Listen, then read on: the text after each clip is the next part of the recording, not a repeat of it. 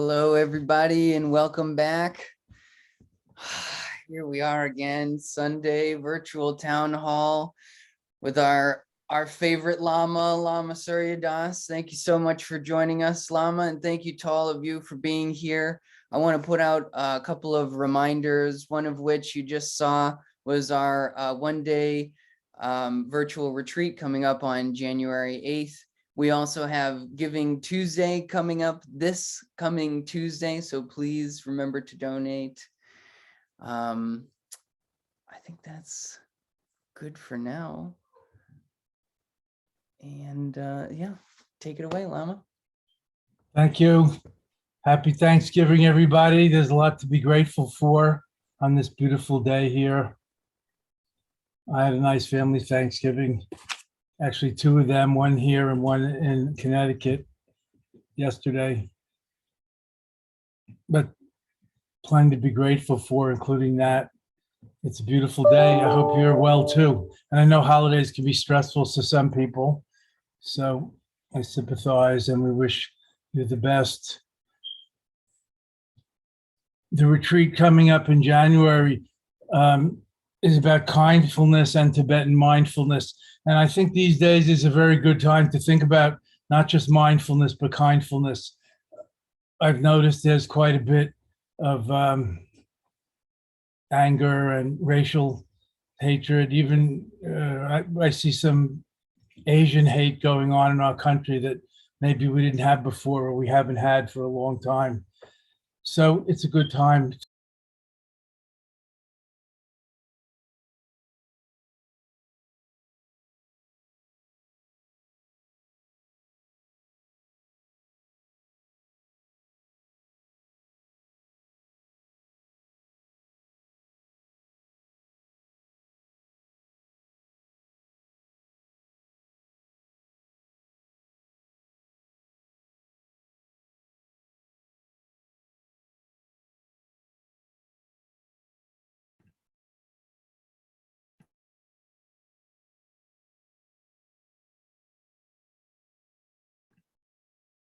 Bear with us, friends, for just a moment. It seems like we lost our Lama, but I'm sure I'm going to see him in the waiting room in one moment.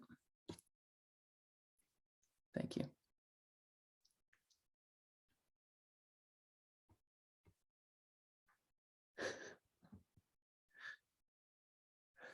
Oh, here he comes.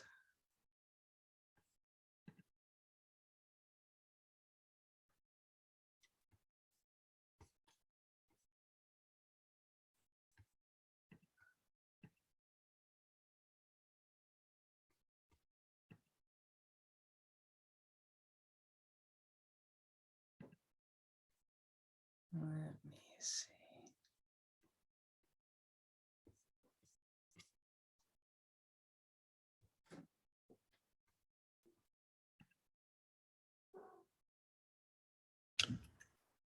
Okay. There he is. He's back. Alex, you've been trying to shut me up for years. You finally found a way. You biatch. Anyway, God damn it. No, kindfulness. What did Jerry Seinfeld's wonderful redheaded father, somebody's father, Costanza's in the Seinfeld set, he used to say, "Oh yes, I'm peaceful now. I found my mantra. They gave me a mantra. World peace, world peace." Whenever I get upset. That's for you East Coast Seinfeld watchers. Yeah. Kindfulness, so important today. And not always easy. There seems to have been some recent reinforcing and emboldening of some of the other elements of ourselves, of our society, and so on, unleashed in the world, like a virus, something we have to deal with. Anger. In the Mahayana Buddhist teachings by the Peace Master Shantideva in his ancient classic, the Bodhicharya Avatara, most recommended, How to Be a Bodhisattva, or Entering the Bodhisattva Path by Shantideva, the Peace Master. He says, anger is more destructive than the other conflicting emotions, just like one spark can burn down an ancient growth forest. One spark of anger, one impulsive action can ruin a life or lives. And we all know that, but it's good to remember.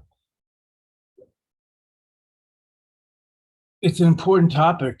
I'm not going to belabor the point now, but it wouldn't be bad to tune in or look up or rethink about anger management, mindful anger management, creating some mental space, bringing the wedge of mindfulness between stimulus and response, coming to the present moment, creating some space between stimulus and blind reflexive knee-jerk reaction so you can choose how, when, and if to respond.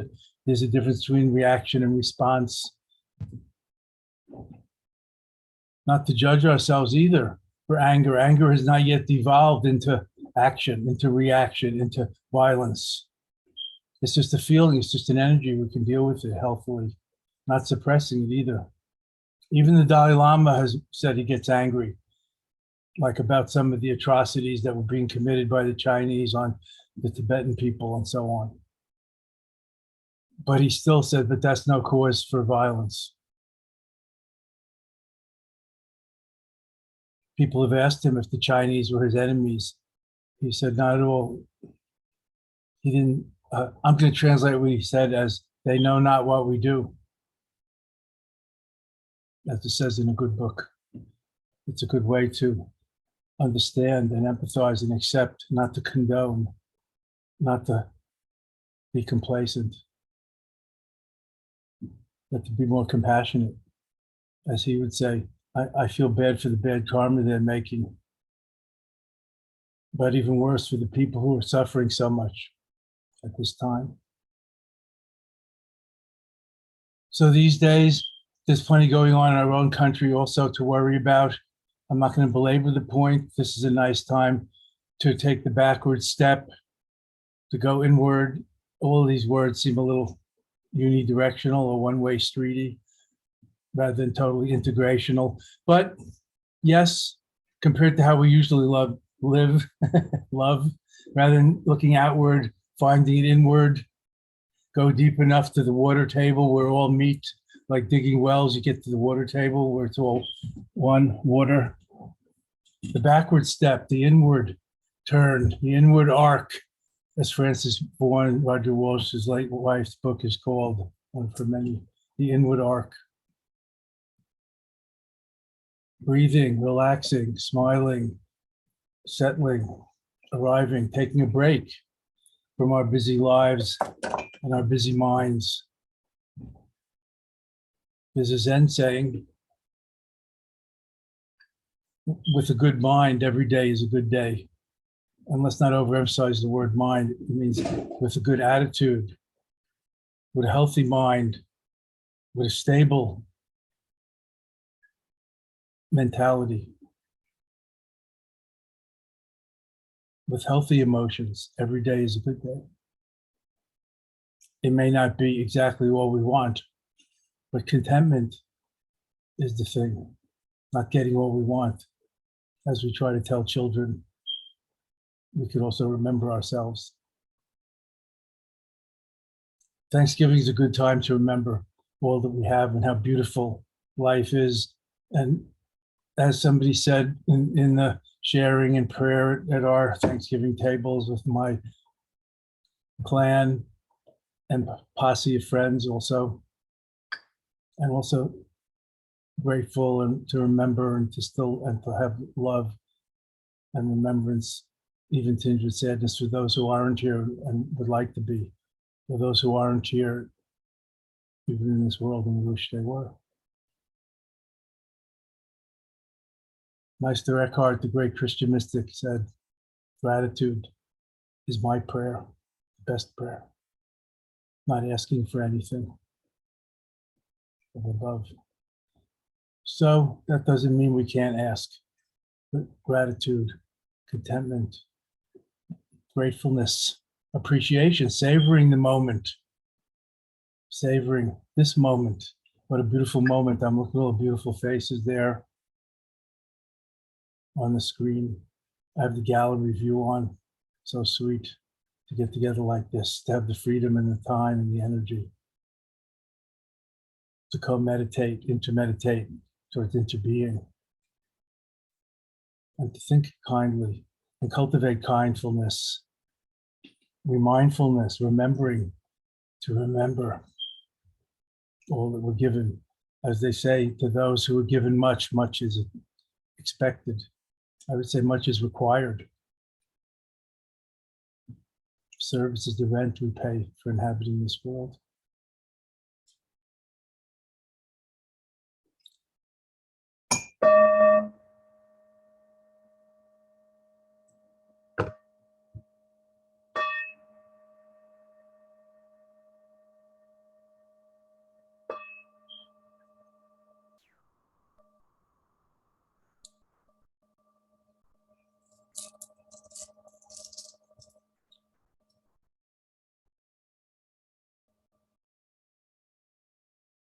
Alexis, could we see the Machig prayer on the whiteboard, please?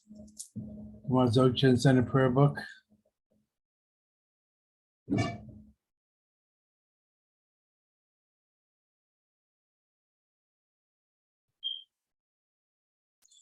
O Machig Mala Soadib,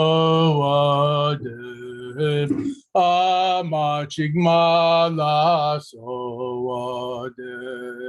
O Machig Mala Soadib, Kapom Yishikilo, Mapo Aishikilo,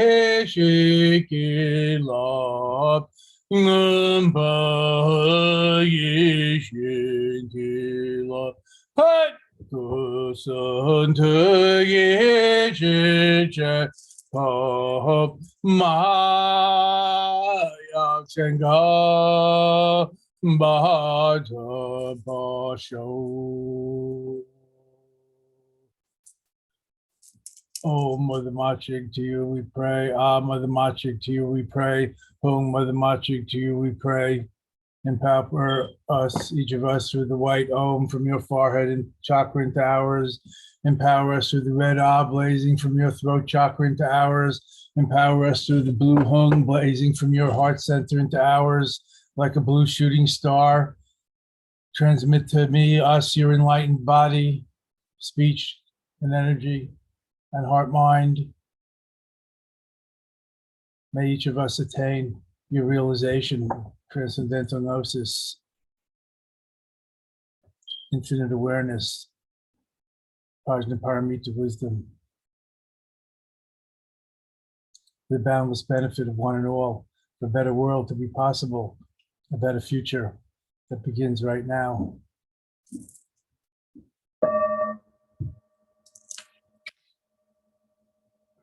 Ah, how sweet it is.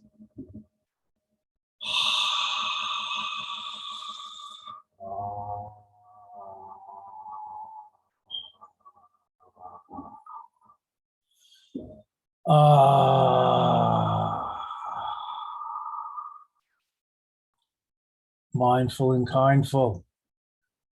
As the Zen master says, eyes like ice, heart of fire.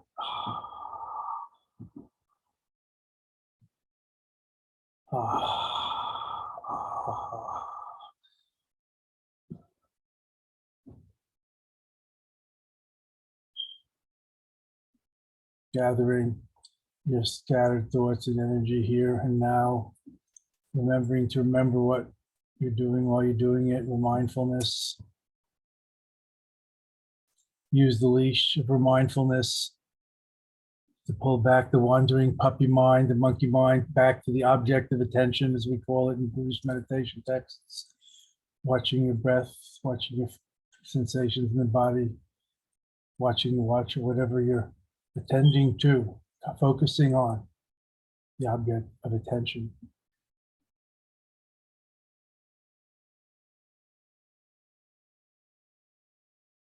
Settling, awareing, relaxing, letting the tension drain out, aligning yourself with the zenith and the nadir, and the still axis at the center of the turning wheel of the universe, of the cosmos, of the great mandala of being, the hologram of being. It's all center, no periphery, no circumference, no outside or inside, all center.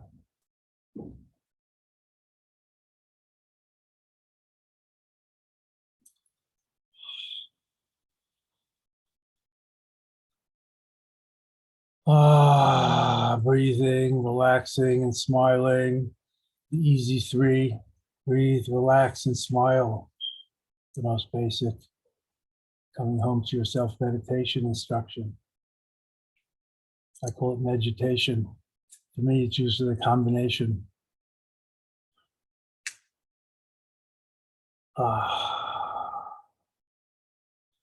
Meditating and vegetating. But vegetating like a vegetable. Potatoes eyes, cauliflower ears, carrot nose. How sweet it is, a head of lettuce. What, me worry? Meditating, meditating, co-meditating, enjoying it. Nothing more to achieve, remember, learn, figure out. Just sitting, just breathing, just being aware.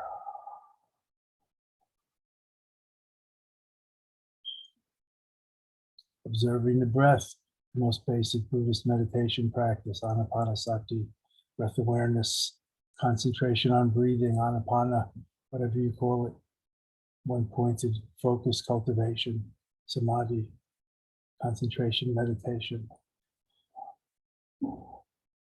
placement meditation, putting your mind, your attention on the object of breathing. Calm, abiding, anapana. Breathing in and aware of it, letting everything else go by. Breathing out and aware of it, letting everything else go by. Some people even use the word, the label, noting, labeling, inhaling while breathing in, exhaling while breathing out, just to fill the space where we usually have the internal monologue, and letting everything else go by. This breath, only breath. This moment, only moment. Sharpening the focus, the attention. Inhaling, exhaling naturally, letting the gentle tide of breath recede slowly, not forcing it, not breath holding, pumping. No yoga breathing, just natural breathing. It's good to learn how to breathe. Perhaps some yoga teachers or Lama's teachers, we breathe too shallowly generally, but right now just your natural breath will do. Naturalness is the way, the truth, and the light, the life. In Taoism, ordinariness, nothing special right now. That would be extraordinary. Just being yourself with a capital S, knowing yourself as is, not as trying to be, not being the striver, being the beer.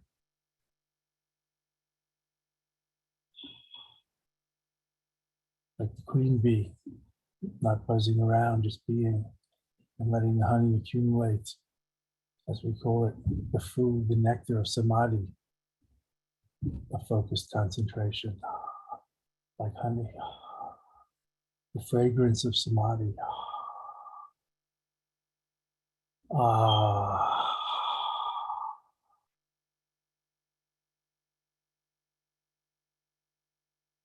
Just breath, only breath.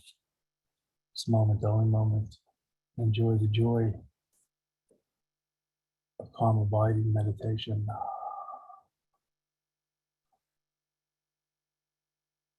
Abiding in the moment, resting on your seat, at ease, in the hoe. Way to go, thank you. In the hoe.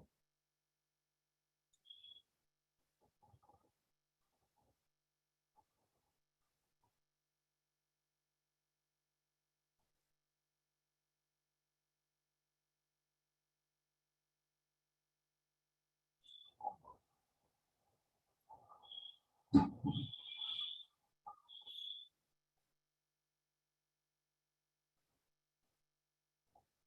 the mind wanders, bring it back to the breathing, to the breath, at the nostrils, at the diaphragm, wherever you feel it, and focus one pointedly on that.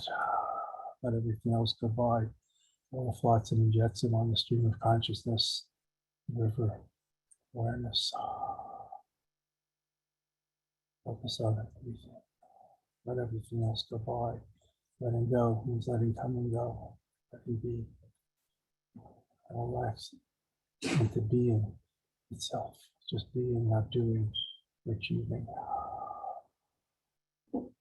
Great flow, the great Tao, the zone, the nirvanic peace in things left just as they are.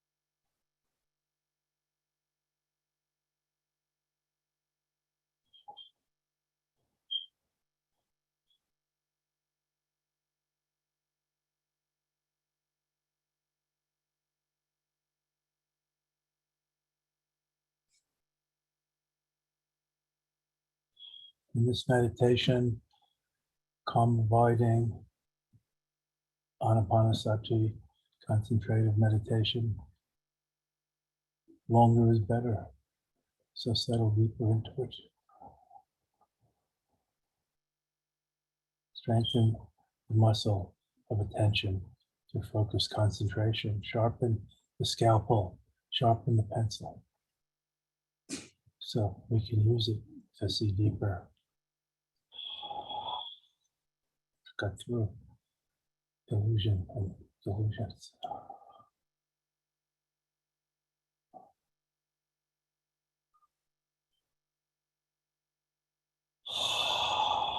This breath, only breath. Aware of inhaling while inhaling, aware of exhaling while exhaling. Place the attention on the breath, ride the breath, watch the breath, observe the breath. Some people count the breath up to 10 and start again. I don't.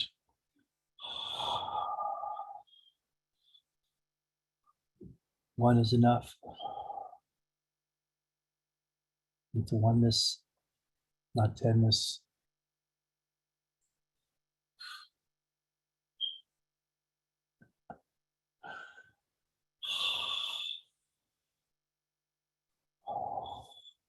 So delicious.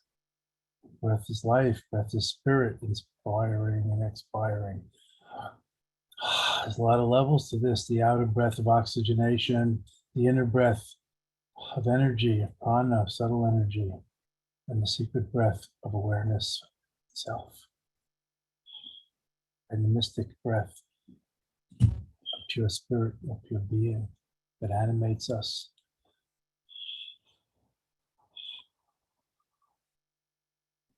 Calm abiding in that, by that, with that. This breath, only breath. This moment, only moment. Mind to mind, aware of breathing itself.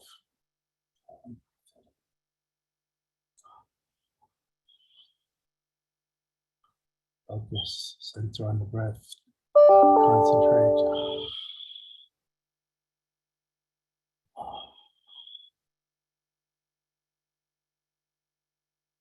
There was a time where I could do this for half an hour without a single thought. When I was in a retreat in India. I should never tell anybody that. Never said it until now. But it is possible if that's your goal, which is not really the ultimate goal, non-thought, but it's a state of mind you can achieve.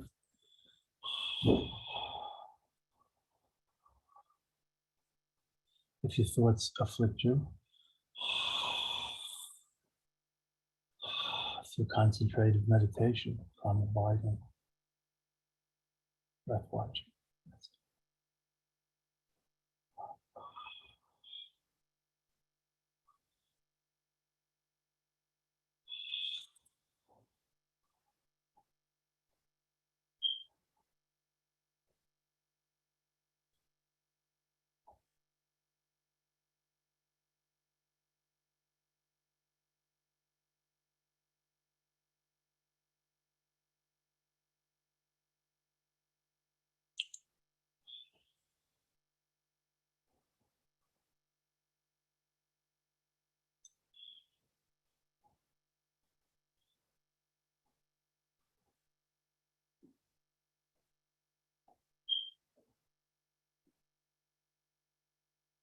Stop the breath, stop the mind, stop the world. Just for a moment, the timeless in between thoughts. Abide in that, calm and clear.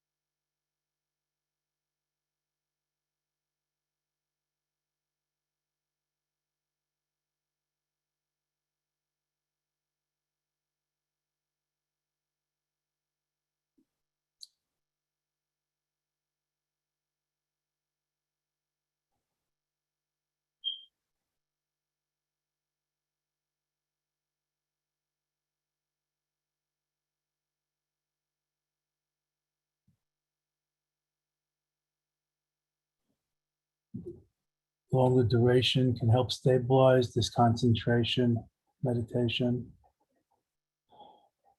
not moving, having more still body, which we don't usually emphasize in Dzogchen, having more still body and energy is very supportive and reinforces the stillness of mind, of calm abiding, a focused concentration, of samadhi, of anapanasati, this concentration, meditation.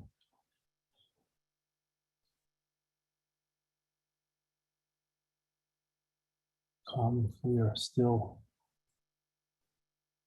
relaxed, not rigid, still, settled.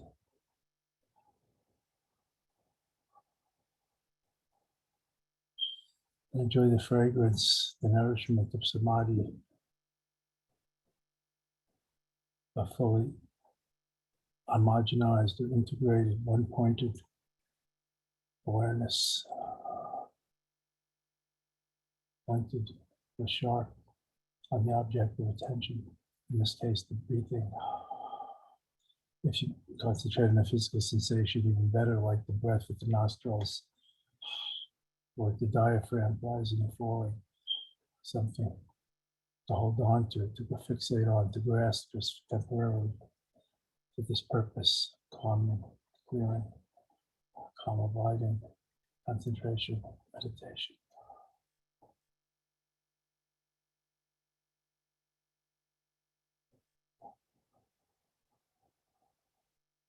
Until the mind slows down,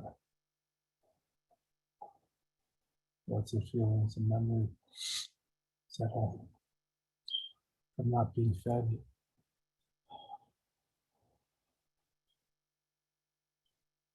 Let the thought machine run down, don't keep refueling it.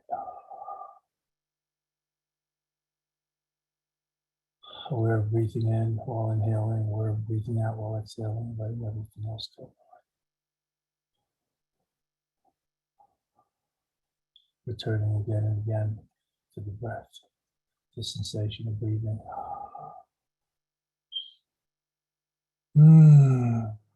Settling deeper into it. Unpointed, wholehearted, calm.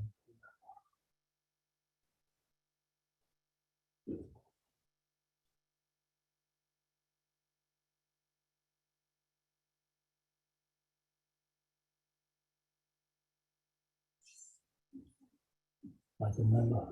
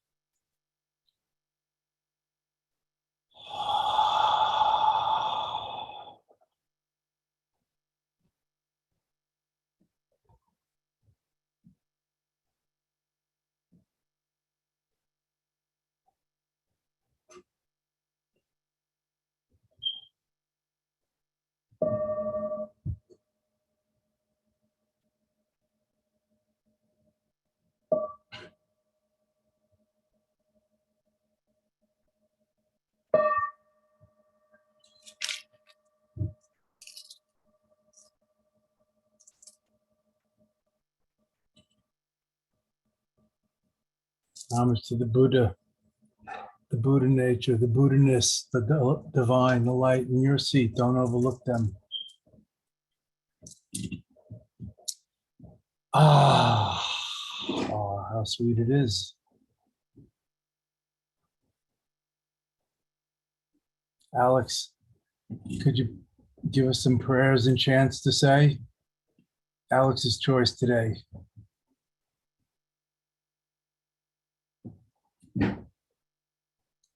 Thank you, young brother.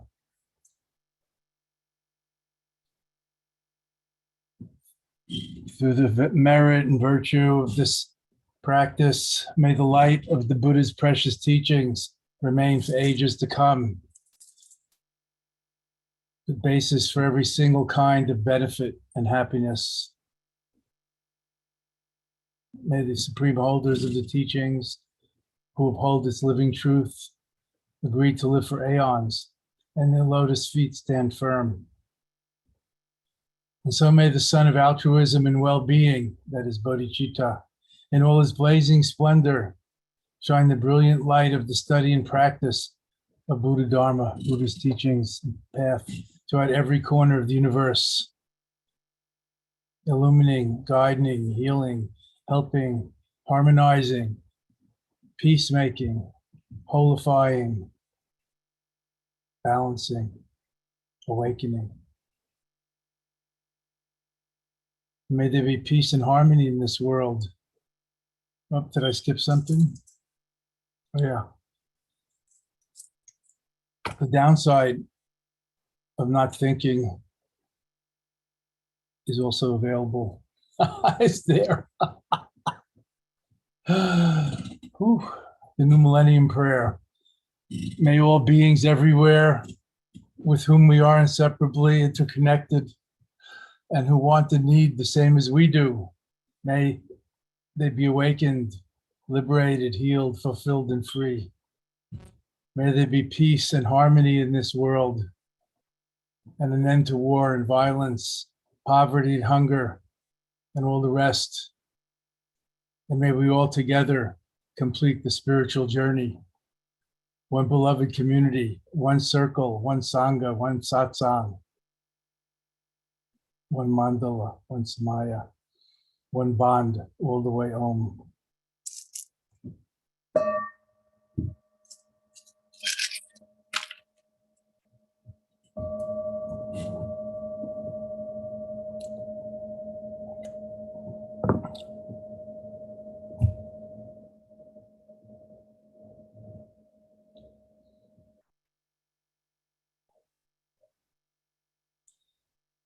Ah, how sweet it is, Imaho. Gratitude, thank you. Savoring the peaceful moment that's available to us when we stop stirring and shaking the inner liquid, the waves settle. When we stop stirring and shaking the great snow globe of conscious awareness, then all the flakes and dust and murk settles and the clarity emerges as from within, and the snow globe becomes clear and the whole scene is clear to us. It's called clarity, mental transparency. You can see through yourself as well. You see back and in as well as forward and out. So today we've been practicing anapanasati, mindfulness of breathing, sati, smriti, mindfulness, mindful awareness, anapana, breathing,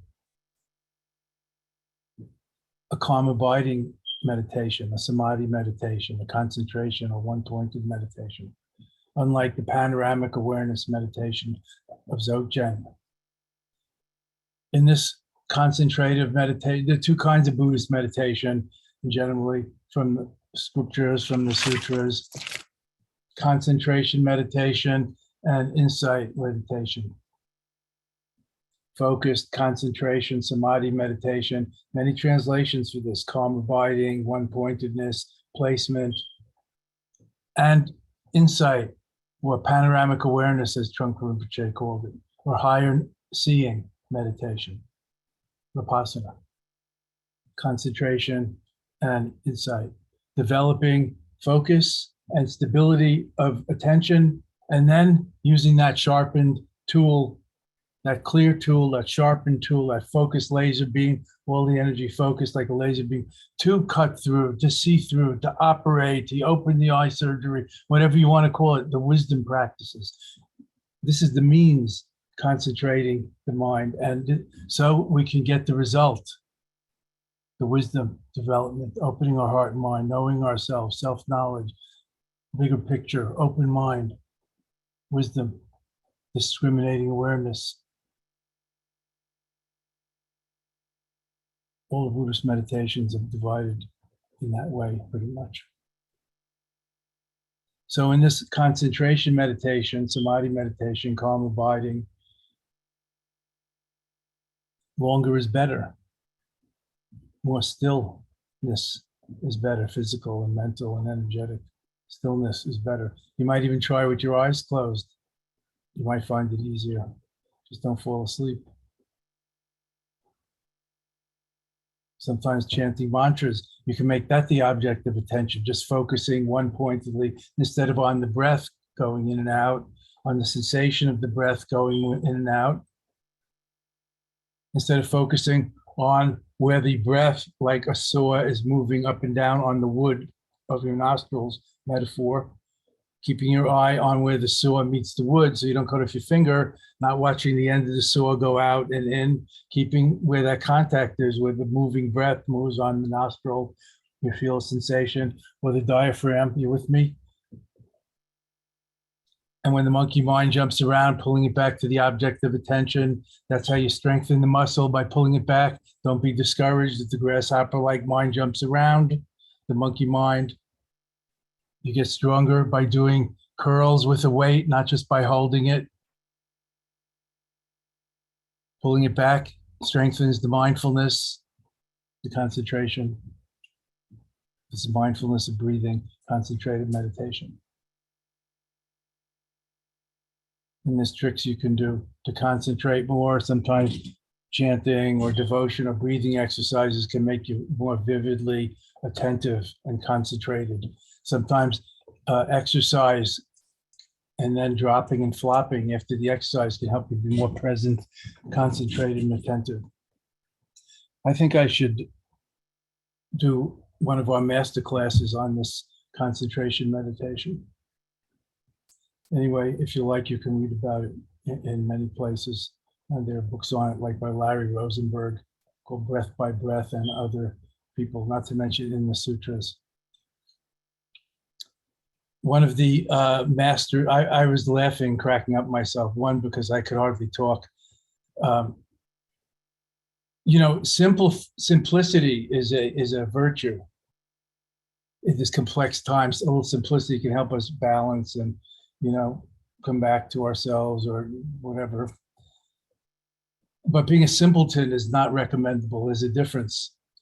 And quiet, calm and clear, quiet is a virtue also, but not being a quietist. Like passivity is not the point, but pacifism, non-aggression. So in this, we are slowing down the mental processes and the sensations and the perception and all, but becoming more aware at the same time. Even you could be aware of no thought. That's one goal that some people have. And one of the things that supports that is by resolving to meditate for a certain time or to enter deeper states of concentration. The jhanas, there are 8 of them, which have different levels of thought and no thought and infinite space and infinite light and so on. Anyway, for those who study these things, the 8 jhanas, the concentrated meditations of samadhi. Ayakima, the late German nun Ayakima, has written well about this in one of her books. It might be the book about the selfless self, but it might, anyway, if you study these things, Ayakima was a great contemporary, a Buddhist nun, a German, late friend. You get a lot of bliss from this. I remember, I'll have to tell the story of the Siddha who he went into meditation when they had a prayer before the group eating, and then everybody, a Siddha is a yogic adept. Let's say he was the meditation master. Okay, I'm telling a story quick. There was a meal and they were having radishes, ancient India, outside, whatever, yogis. They were having radishes. And he went into samadhi and he sat there. He woke up 12 years later. This is a teaching tale. So in the beginning of the story, and he was meditating, he kept meditating. So the other people couldn't eat till he, ate or something like that. So they didn't eat. But then he stayed in that samadhi. So they all didn't know what to do, so they did different things. We won't go into those bits. But the point is, I think this was Saraha, famous for his royal song of Mahmud, or Saraha, the great sitter, 1,200 years ago or more in India, northern India. He woke up after 12 years and he said, "Where's the radishes? Now we can eat." So I used to like that story when I was a Samadhiist. But getting more intelligent over the years, then I thought, he was still holding on to the idea of radishes after 12 years?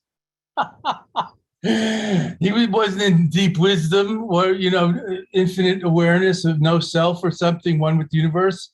He was like in a state of suspended animation between one thought and the next. Oh, yeah. These teaching tales are wonderful. Anyway, that's not our goal, but the mind is a marvelous, magical mystery tour. I used to think, oh, if we could make a computer that would do this and that would be amazing, but actually the mind does all that we think up for a computer to do. So it is pretty marvelous. And the neuroscientists are telling us many ways that we can appreciate it, that fact. So anyway, thank you. I can see the time is going. Alex has steam coming out of his beard.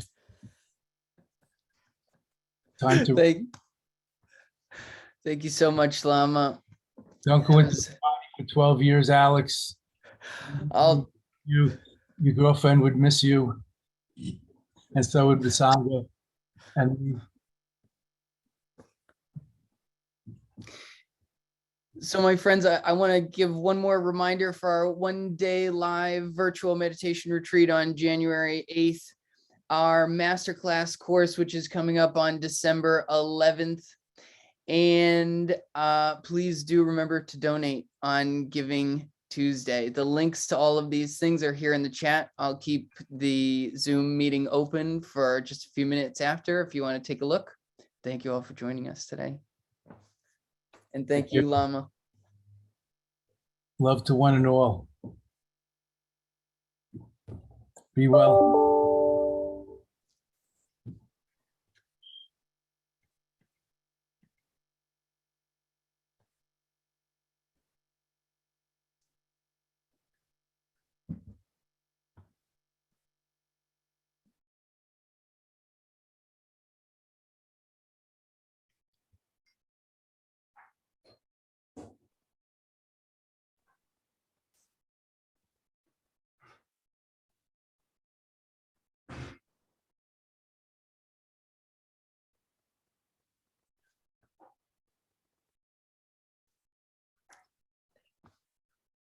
Thank you, Kathleen. Goodbye, everyone.